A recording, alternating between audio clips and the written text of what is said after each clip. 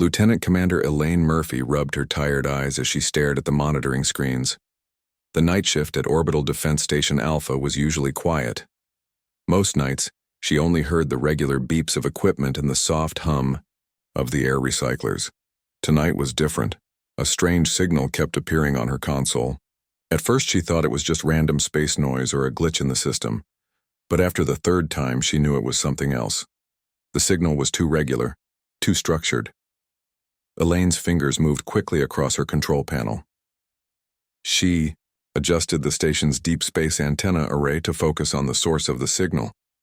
It was coming from the Tau Ceti system, about 12 light-years from Earth. "Computer, analyze incoming transmission," she said. The station's AI responded in its flat voice. "Signal contains structured data patterns consistent with artificial origin. Translation matrix activated." Elaine sat up straighter. This wasn't just a signal. It was a message. The computer worked for several minutes comparing the signal patterns to known communication methods. Slowly, words began to appear on her screen.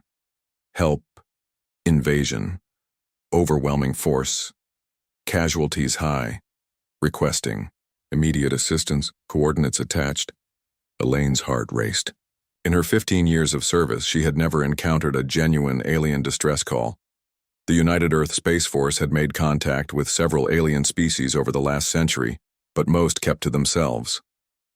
None had ever asked for military help. She opened a direct line to Admiral Gregory Hayes, the commanding officer of Earth's Orbital Defense Network. "Sir, I apologize for contacting you at this hour, but we've received what appears to be a distress call from the Tau Ceti system." Admiral Hayes appeared on her screen, his gray hair messy from sleep. "Murphy, do you know what time it is? This better be important. Sir, the message is from a species calling themselves the Araxians. They're requesting military assistance against an aggressor species known as the Krell." Hayes frowned. "We've never heard of either species. This could be a trap or a misunderstanding. The message seems genuine, sir. The translation matrix detected emotional markers consistent with distress and urgency. Forward everything to my terminal and contact Dr. Alan Winters at the Xenolinguistic Institute. If anyone can verify this message, it's him." Within 3 hours, Dr. Winters arrived at the station. He was a tall, thin man with glasses and a reputation as Earth's foremost expert on alien languages. Elaine watched as he studied the message, his face growing more concerned with each passing minute. "This is authentic," he finally said. "The linguistic patterns match what we would expect from a spacefaring civilization. They're using a simplified mathematical language designed for first contact scenarios." He pointed to one section of the message. "These are coordinates for their home system and current fleet positions." Admiral Hayes crossed his arms. "Even if it's real, why should we get involved in someone else's war? Earth has maintained neutrality in all interstellar affairs." Before Winters could answer, Elaine's console lit up with multiple alerts. "Sir, we're receiving emergency signals from Outpost Ganymede, Europa Station, and the Titan mining colony. They're all reporting unknown vessels entering their space." Hayes moved quickly to her station. "Show me." The main screen switched to a live feed from Europa Station. They watched in horror as sleek, dark ships with pointed hulls fired energy weapons at the outpost. The station's shields flared briefly before failing. Then the transmission cut to static. "Get me a visual on the attacking ships," Hayes ordered, his voice now deadly serious. Elaine pulled up images captured by the defense satellites. The ships were unlike any human design, angular with what looked like bony protrusions along their hulls. Dr. Winters pointed at the screen, his hand shaking slightly. "The ship design matches the description in the Araxian message. These are Krell vessels." Hayes was silent for a long moment. Then he straightened his uniform and pressed his communication badge. "This is Admiral Hayes. I am issuing an Omega-level alert to all Earth Defense Forces. This is not a drill. I repeat, this is not a drill." He turned to Elaine. "Lieutenant Commander, send word to the United Earth Defense Council. Tell them we need an emergency session immediately." Within hours, the Defense Council chamber was filled, with military leaders and government officials. General Samantha Collins, head of the Joint Chiefs, stood at the main display showing the attacks on the outer colonies. The attacks were coordinated and precise, she explained. These Krell knew exactly where to hit us and how to disable our standard defenses. Ambassador Paul Mitchell, Earth's representative to interstellar affairs, spoke next. The Araxians have sent additional information. The Krell have destroyed or enslaved dozens of civilizations across 3 galactic sectors. They target worlds with valuable resources and eliminate any resistance. A council member raised her hand. What are our defense capabilities against this level of threat? General Collins exchanged a look with Admiral Hayes before answering. Most citizens are unaware of Earth's true military capacity. After the resource wars of 2122, the Council made a decision to develop our defenses in secret while presenting a largely peaceful face to the galaxy. She pressed a button, and the display showed hidden military installations throughout the solar system. We have the capacity to launch a full military response, but it would mean revealing capabilities we've kept hidden for generations. The debate raged for hours. Some council members argued for a purely defensive posture, protecting only human territories. Others, led by Ambassador Mitchell, pushed for a full alliance with the Araxians. This is more than just an attack on our outposts, Mitchell argued. If the Krell are allowed to continue their expansion unchecked, they'll eventually reach Earth. Better to fight them now, with allies, than alone later. As they debated, a junior officer rushed into the chamber and handed Admiral Hayes a datapad. His face grew pale as he read it. Council members, he interrupted. We've just received confirmation that Krell ships have entered Mars orbit. They've begun landing ground forces near Armstrong City. The room fell silent. Mars colony was home to 20 million people. General, Collins stood. I move that we activate Protocol Omega immediately. Ambassador Mitchell nodded gravely. I second the motion. The council chairperson looked around the room. All in favor? Every hand went up. Then it is decided, she said. As of this moment, Earth is at war. The air in the command center felt heavy as Admiral Hayes stood before the massive tactical display. Red dots representing Krell ships spread across the solar system like a disease. Mars colony had been under attack for 6 hours now. The colony's defenses were holding, but reports suggested they wouldn't last more than another day. Protocol Omega is now in effect, General Collins announced to the room of military leaders. All hidden facilities are to begin immediate activation. What exactly is Protocol Omega? Asked Dr. Winters, who had been invited to the meeting due to his expertise on the alien communications. Admiral Hayes turned to him. For the past 75 years, Earth has maintained a public face of minimal military capacity. After the resource wars, we made a strategic decision to appear less threatening to potential alien civilizations. General Collins nodded. But in reality, we've been building, testing, and hiding our true capabilities throughout the solar system and beyond. She pressed a button on the command console. The tactical display zoomed out to show the entire solar system.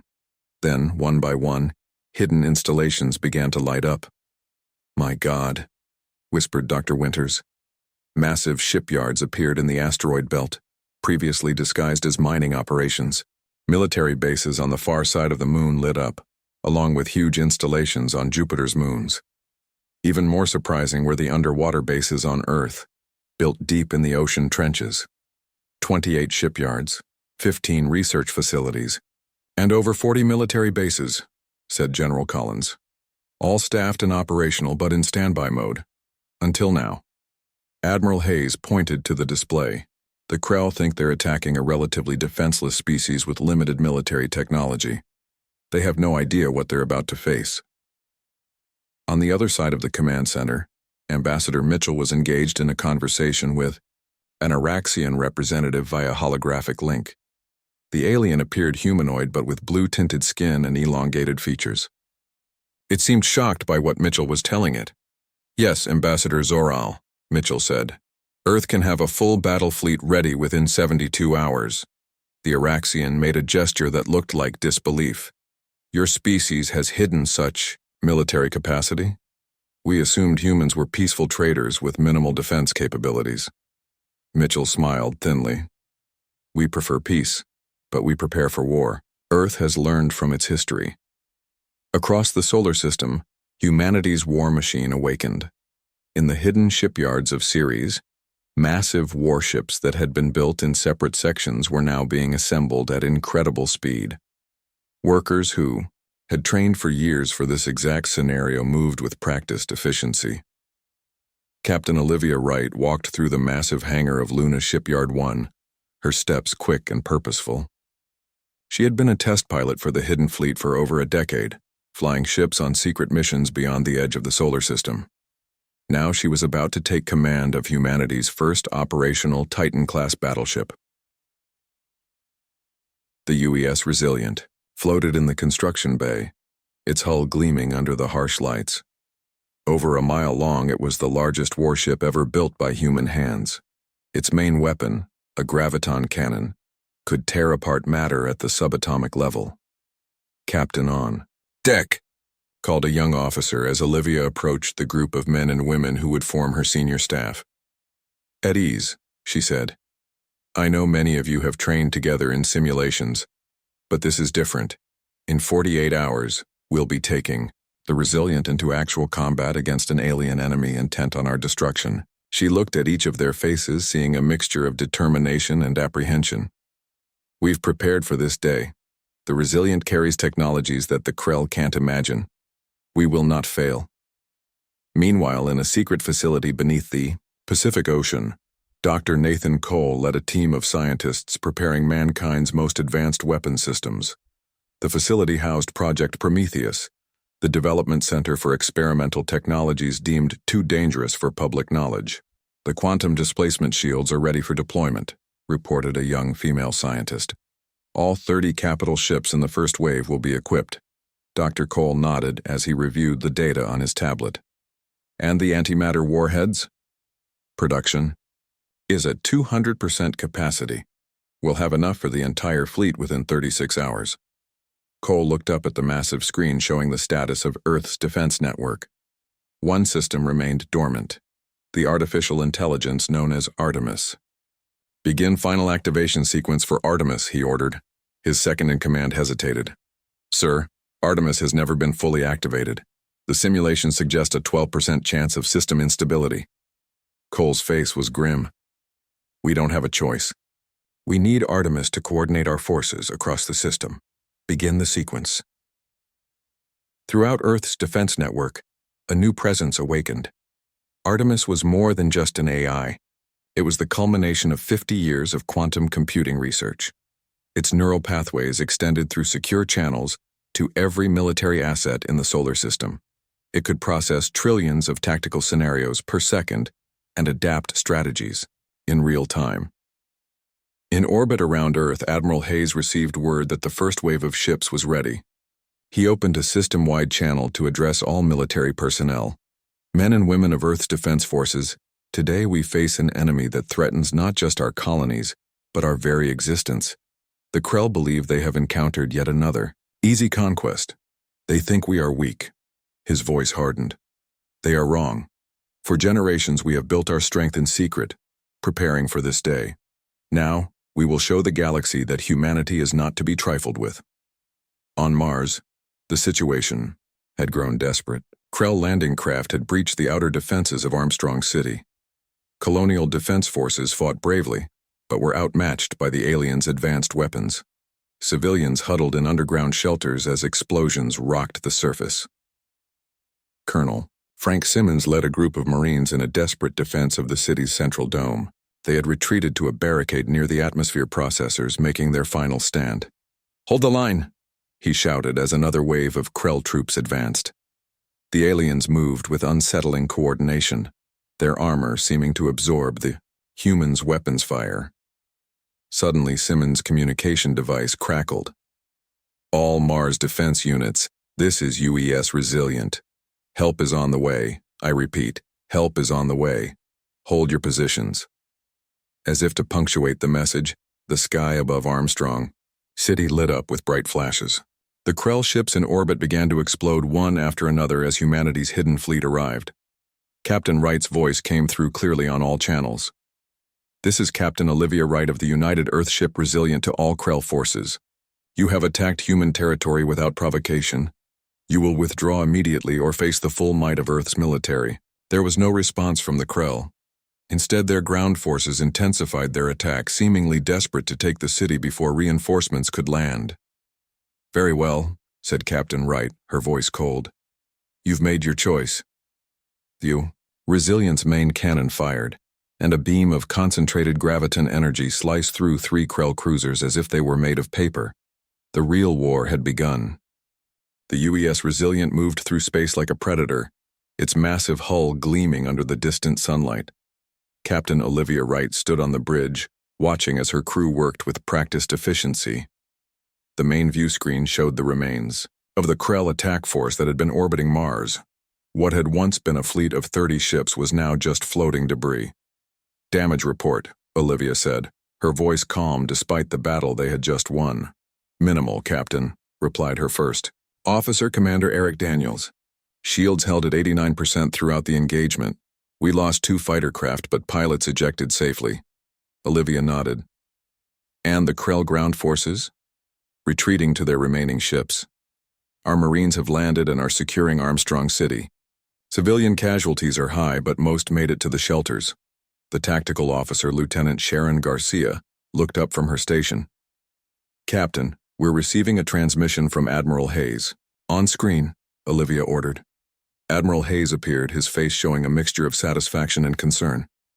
Captain Wright, excellent work at Mars. The Krell clearly didn't expect that level of resistance. Thank you, sir. My crew performed admirably. You've bloodied their nose, but our intelligence suggests this was just a scouting force. Artemis has detected a much larger Krell fleet gathering at the edge of our solar system, near the Jupiter defense perimeter. Olivia's expression remained steady. The Resilient is ready for another engagement, Admiral. Good, because I'm putting you in charge of Battle Group Alpha. You'll have 5 additional Titan-class ships under your command, plus support vessels. Olivia raised an eyebrow. This would make her the commander of the largest human battle group ever assembled. Understood, sir. When do we deploy? Immediately. The Krell seem to be preparing for a major push toward Earth. We need to stop them at Jupiter. As the transmission ended, Commander Daniels approached her. 5 more Titans? I didn't realize we had that many operational. Olivia smiled slightly. There's a lot about our true military strength that's been kept secret, even from most of the military. She turned to her communications officer. Signal the fleet. Battle Group Alpha forms up in 2 hours. Meanwhile, at a secure facility on Europa, Lieutenant Kyle Ramirez prepared for the most dangerous mission of his life. He was the pilot of the Phantom, a stealth craft equipped with experimental technology that made it virtually undetectable to known scanning methods. The ship was small, designed for a crew of just 2. His co-pilot, Lieutenant Maria Scott, ran final checks on their systems as Kyle reviewed the mission briefing one last time. Their commander, Colonel Jack Wilson, watched them with a serious expression. Your mission is simple, but critical. While Battle Group Alpha engages the Krell fleet, you'll slip behind enemy lines and infiltrate their command ship. Kyle nodded. Once aboard, we plant the quantum data tap and get out before they know we were there. Exactly. That tap will allow Artemis to access their communication network and gather critical intelligence. We need to know where their main fleet is and what their next targets will be. Maria looked up from her console. Sir, if we're discovered... Colonel Wilson's face was grim. Then complete the mission at all costs. The data from that tap could save billions of lives. As Kyle and Maria boarded the Phantom, they could see the massive shapes of Earth's warships through the hangar's force field. 5 Titan-class battleships had joined the Resilient along with dozens of smaller cruisers and destroyers. It was an awesome display of firepower. Did you ever imagine we had this kind of fleet? Maria asked quietly as they strapped into their seats. Kyle shook his head. I knew we had secret projects, but this goes beyond anything I imagined. The hangar doors opened, and the Phantom glided silently into space, its advanced engines barely leaving a heat signature. As they accelerated away from the fleet, they activated the stealth systems. The ship seemed to fade from view, becoming nearly invisible against the backdrop of space. Back on Earth, Dr. Nathan Cole stood in the heart of the Artemis Control Center, surrounded by screens showing the deployment of Earth's forces throughout the solar system. The artificial intelligence was now fully operational, coordinating movements across vast distances with perfect precision. Dr. Cole, a synthetic voice, spoke from the speakers. It was Artemis, its tone female but clearly artificial. I have analyzed the Krell attack patterns and identified a 97.3% probability that their species operates on a hive mind structure. Nathan frowned. A hive mind? Like our old concepts of insect colonies? Similar but more advanced. Each Krell appears to have individual consciousness, but shares a collective strategic awareness. This explains their exceptional coordination in battle. Can we use this against them? Potentially. I am developing countermeasures that could disrupt their collective communication. Artemis paused. However, there is something else you should see. One of the screens changed to show a series of star maps. I have been analyzing the Araxian data about Krell expansion. Their conquest pattern is not random. They are systematically harvesting specific resources from each world they conquer. Nathan stepped closer to the screen. What resources? Primarily rare Earth elements and certain isotopes used in advanced power generation. But there is an anomaly. The screen zoomed in on Earth. Our planet has the highest concentration of these materials in this sector of the galaxy. The attacks on our outposts were not random. Earth is their primary target. Nathan's face paled. We need to alert Admiral Hayes immediately. Near the orbit of Jupiter, the largest space battle in human history was about to begin. The Krell fleet had arrived in force, over 100 warships arranged in a precise formation. Their hulls were dark and angular, bristling with weapons.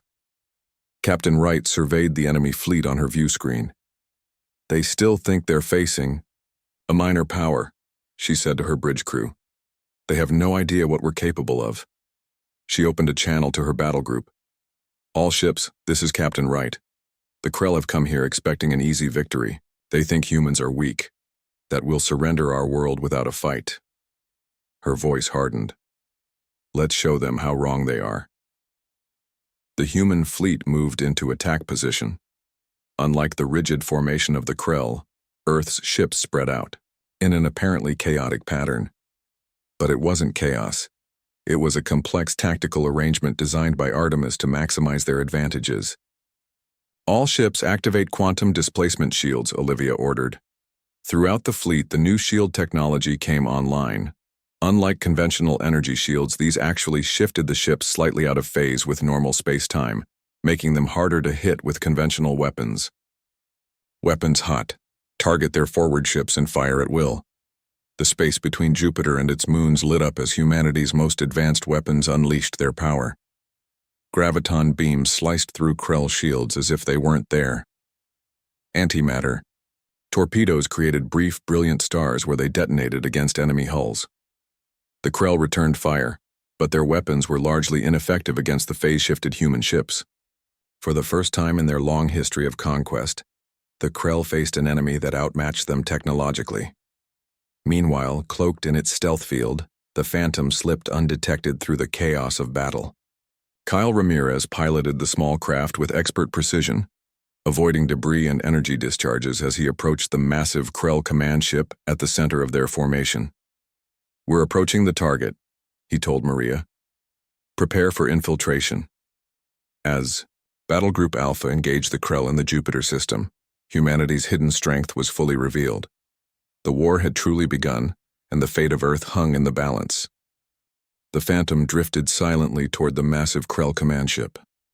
Lieutenant Kyle Ramirez guided the stealth craft with small bursts from its maneuvering thrusters, careful not to create any detectable energy signatures.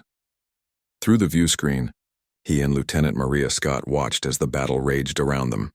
Human and Krell ships exchanged fire, lighting up the space around Jupiter with flashes of energy weapons and explosions.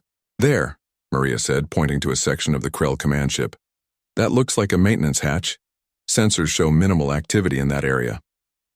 Kyle nodded, and adjusted their course. The Phantom was designed to dock with alien vessels, using a universal airlock system developed after studying various extraterrestrial ship designs. As they approached the hatch, a soft alert sounded from Maria's console. Motion inside. Looks like a patrol of some kind, she whispered. Though, there was no need to be quiet in space. They waited, watching their sensors carefully. After a few minutes, the movement inside stopped. They're gone, Maria confirmed. Let's do this. Kyle eased the Phantom against the hull of the Krell ship. Magnetic clamps engaged with a dull thud that vibrated through their small craft. The airlock system extended, seeking a compatible connection with the alien hatch. Seal established, Maria reported. Atmosphere reads as breathable, but I recommend we keep our suits on. They double-checked their equipment. Each carried a compact quantum data tap device and a small sidearm. The mission was to gather intelligence, not to engage in combat. Remember, Kyle said as they prepared to enter the Krell ship, we're here to plant the tap and get out. No heroics. Maria nodded, her face serious behind her helmet visor. Let's make it quick. They cycled through the airlock and entered the dimly lit corridor of the alien vessel. The interior was strange. Organic-looking material lined the walls and the air had a musty, unfamiliar smell. They moved quietly, following the path they had memorized from the limited scans of Krell ship layouts provided by the Araxians. Meanwhile, the battle around Jupiter continued to rage. Captain Olivia Wright stood on the bridge of the UES Resilient, calmly issuing orders as her battle group engaged the Krell fleet. So far, the humans had destroyed 37 enemy vessels while losing only 3 of their own smaller ships.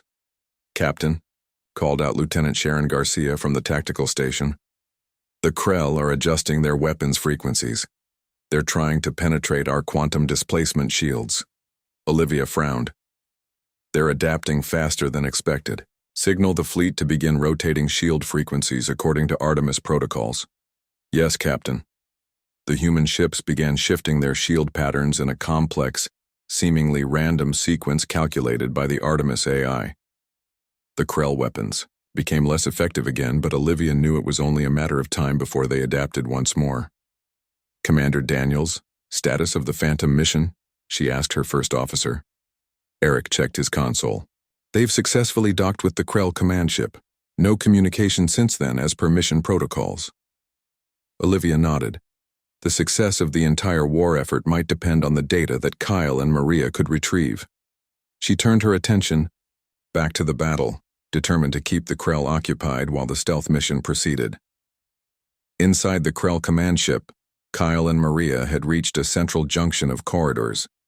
According to their intel, they needed to place the quantum data tap near the ship's main communication array, which should be 2 levels up. This way, Kyle whispered, pointing to what looked like a vertical transport tube.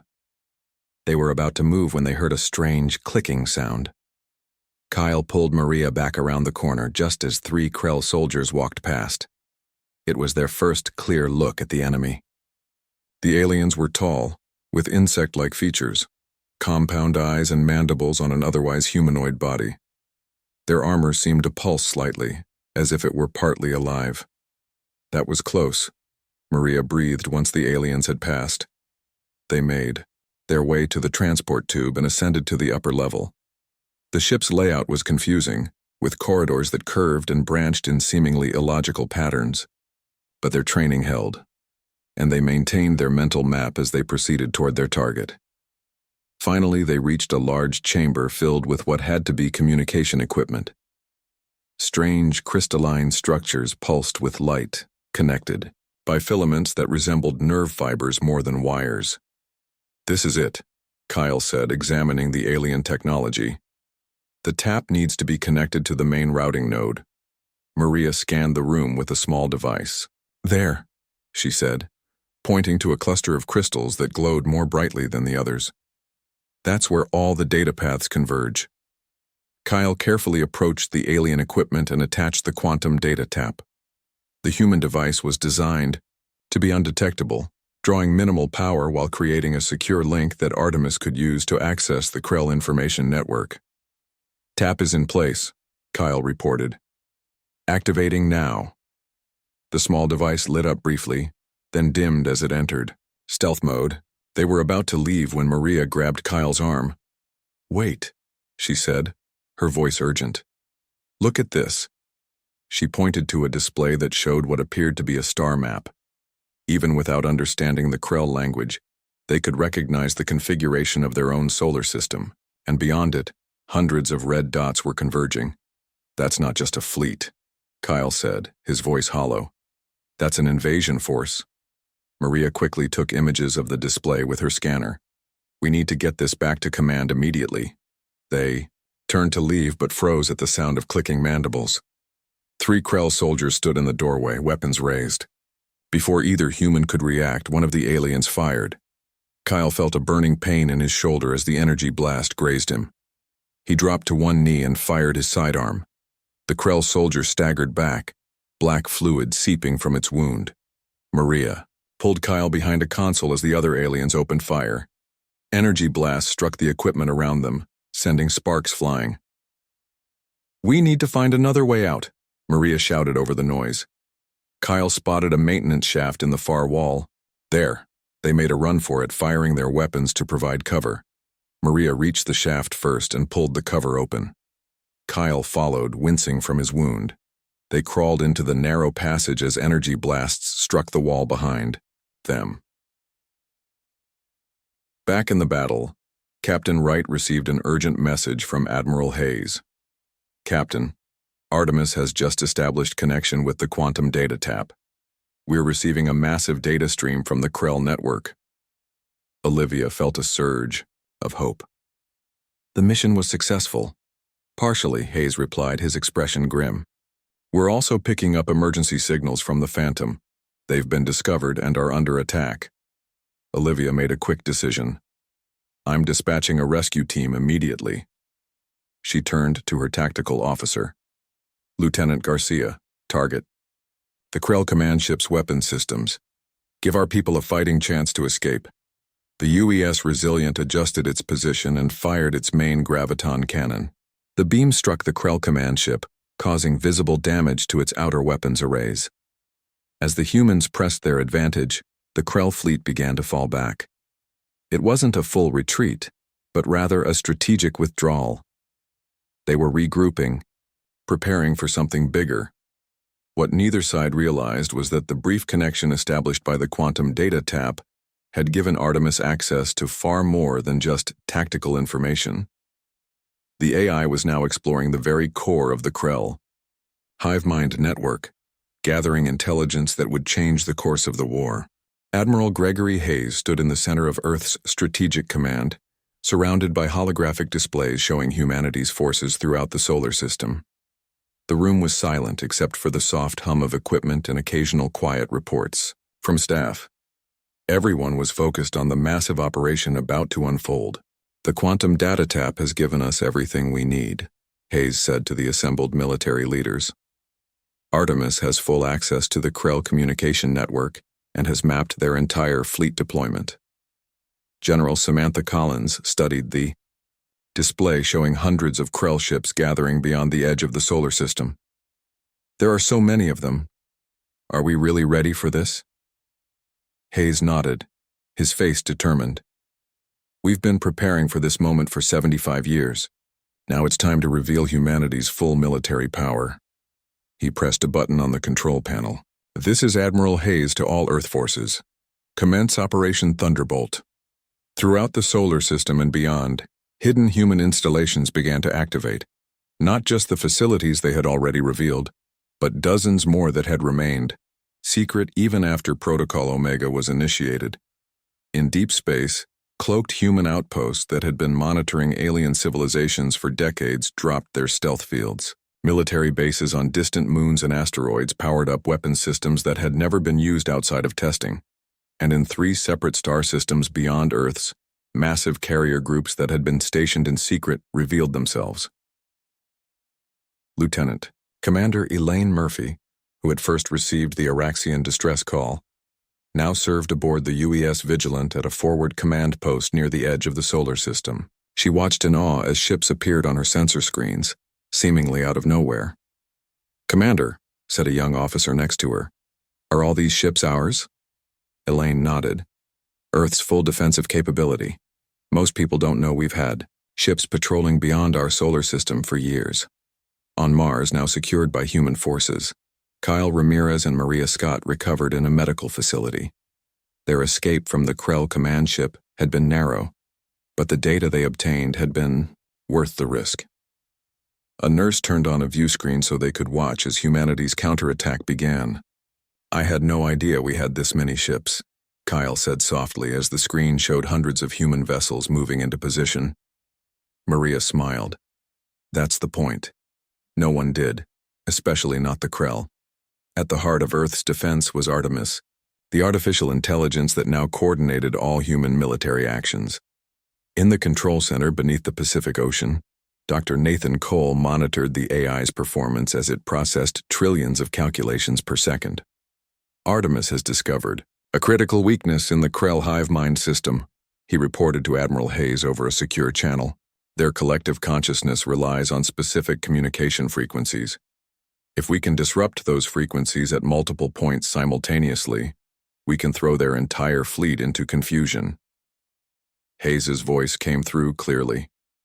Can you develop a weapon to exploit this weakness? Already done, Nathan replied. We're calling it the Hive Disruptor. Artemis is programming the deployment pattern now. Captain Olivia Wright stood on the bridge of the UES Resilient, now repaired and upgraded after the battle at Jupiter. Her ship would lead the main assault force against the Krell fleet. Commander Eric Daniels approached with a data pad. The battle plan from Artemis, he said, handing it to her. I've never seen anything this complex. Olivia reviewed the plan, impressed by its elegant precision. This isn't just a defensive action, she realized. We're taking the fight directly to the Krell homeworld. Eric looked surprised. Can we really reach that far? Olivia smiled slightly. You're about to see exactly how far humanity's reach extends. The plan was set in motion.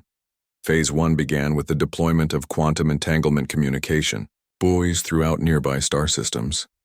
These devices allowed instant communication regardless of distance, giving human forces perfect coordination. Phase 2 involved Commander Diane Foster, leading stealth carrier groups to key positions throughout Krell territory. Her ships carried the Hive Disruptor devices developed by Dr. Cole and Artemis. All carrier groups report ready, Diane informed Admiral Hayes from her flagship. Awaiting your command. Hayes gave a single nod. Execute Phase 2. Throughout Krell space, human stealth ships appeared near critical communication relay points and deployed the disruptor devices. Within minutes, the Krell hive mind began to fracture as their ships lost their collective coordination. The Araxian ambassador, Zor-Al, watched from Earth as the operation unfolded. Your species continues to surprise us, he said to Ambassador Mitchell. We had no idea humans possessed such military capability. Mitchell's expression was solemn. We've always preferred peace, but we learned long ago to be prepared for war. Phase 3 of the operation began as Dr. Cole activated a series of specially designed EMP weapons.